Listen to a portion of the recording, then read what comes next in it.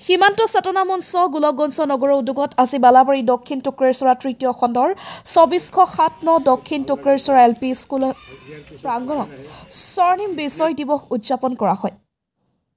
নগৰ সভাপতি দেশেন ৰায়ৰ সহ মঞ্চ কাৰ্যকৰ্তাসকলৰ লগতে প্ৰায় শতাধিক ৰাইজৰ উপস্থিতিত ভাৰত মাতা পূজন থিয় গীতেৰে কাৰ্যসূচীৰ শুভাৰম্ভণি হয় আৰু মুকলি সভাত সমাজকৰ্মী নৰেশ মণ্ডলে 1971 চনৰ 16 ডিচেম্বৰৰ ঐতিহাসিক বিজয় দিৱস সন্দৰ্ভত বক্তৃতা প্ৰদান কৰে। পিছত ৰাষ্ট্ৰীয় সংগীতেৰে কাৰ্যসূচীৰ সামৰণি পৰে। ইফালে গৌৰীপুৰতো পাব্লিক লাইব্ৰেৰী চৌহদত সীমান্ত চেতনা মঞ্চ নগৰ সমিতিৰ উদ্যোগত স্বৰ্ণিম বিজয় দিৱস উদযাপিত হয়।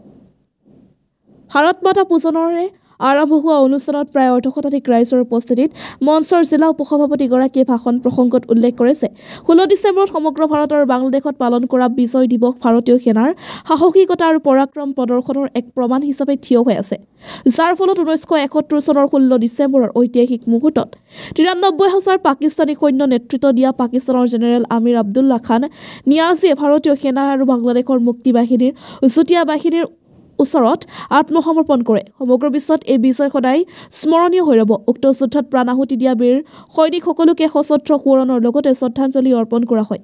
বিভিন্ন বক্তাই অনুষ্ঠানটোৰ সভাত সাম্প্ৰতিক সময়ত বাংলাদেশত সংখ্যালঘুৰ ওপৰত অব্যাহত থকা হত্যা হিংসা নিৰ্যাতন বন্ধ কৰাৰ বাবে বাংলাদেশ চৰকাৰক আহ্বান জনায়। গোলকগঞ্জৰ পৰা Tapan Roy report, north east frontier news.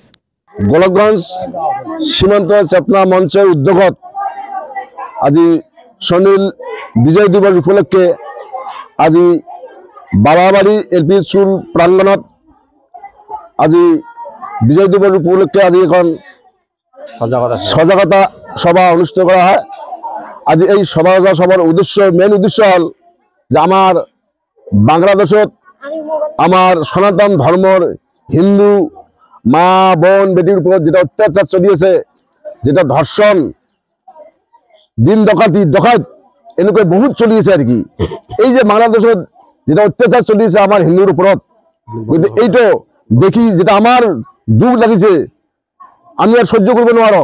গতিকে এই উদ্দেশ্যে আমি আমাৰ সীমান্ত চেতনা মঞ্চৰ উদ্যোগত আমি গোলকগঞ্জ নগৰে চহৰে গাঁৱে ভূঞে আমি স্বৰ্ণিম বিজয় দিৱস উপলক্ষে আমি পালন কৰি আছো।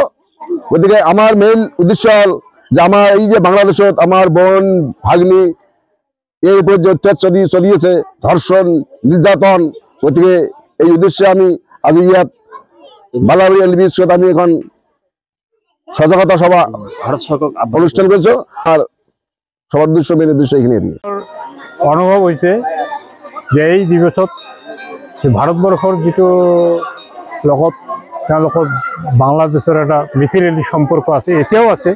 যেনেকৈ ইণ্ডিয়াৰ পৰা বাংলাদেশলৈকে মানে কয়লা পাথৰ ব্যবসা বাণিজ্য চলিছে আৰু বিভিন্ন কাৰ্যক্ৰম চলিছে।